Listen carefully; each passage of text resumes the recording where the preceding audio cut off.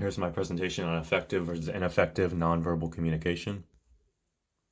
So my first example comes from a beauty pageant, and this is of ineffective nonverbal communication.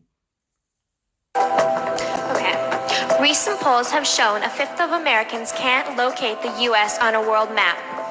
Why do you think this is?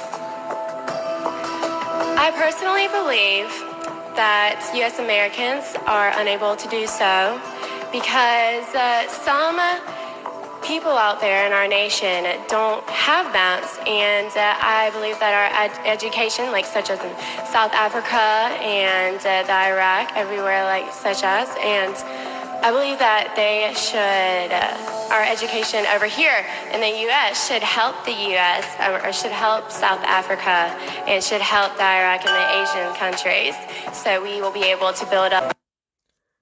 So that was of ineffective communication, and what went wrong: stiff body language. She was looking at the mic often, and she was avoiding eye contact with the audience. When she did make it, it was pretty infrequent. She was shrugging and blinking, which shows a lack of conviction in her words and her beliefs. And her facial expression was pretty much the same throughout the entire speech, which, makes it a bit harder to listen to. Other pitfalls to avoid that maybe she didn't necessarily do as much would be stagnant body posture, fidgeting, hyperactivity, such as gesturing too much or pacing around, and also not dressing appropriately for the speech that you're giving. Here's an effective example of inspirational speech and nonverbal communication. This is from a movie that came out in 2013 called Pacific Rim by the famous actor Idris Elba. Today,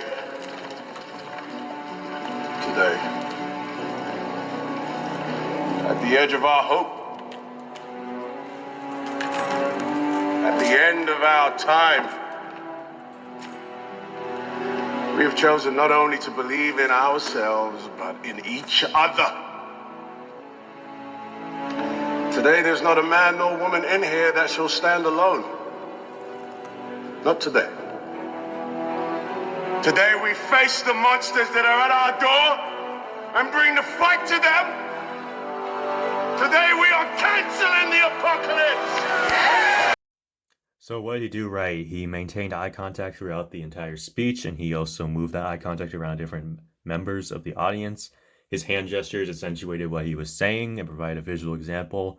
His facial expressions mimicked the speech that he was giving, and his posture was also very upright and mimicked the speech. He also was not too stiff or too fidgety. The other tactics to keep in mind for effective nonverbal communication would be dressing appropriately. Obviously, it was a movie, but overall, it fit the general feeling. And here are my references. Thank you.